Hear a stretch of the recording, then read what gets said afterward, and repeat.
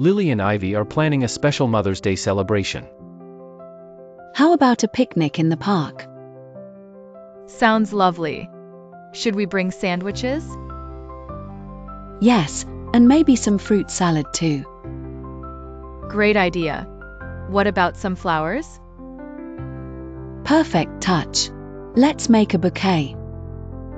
Do you think we need music? Music sounds nice. A portable speaker maybe.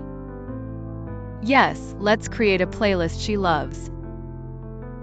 That's everything, ready to celebrate. Yes, it's going to be wonderful. Mother's Day is full of surprises. I baked a cake for Mom. That's lovely, Lily. She'll love it. Yes, I chose her favorite flavor, chocolate. Perfect. I got Mom a bouquet of roses. Roses are always a great choice. What else do you have planned? A card with a heartfelt message. That sounds beautiful, Lily. Remember last Mother's Day?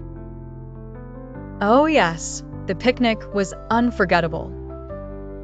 We had so much fun in the park.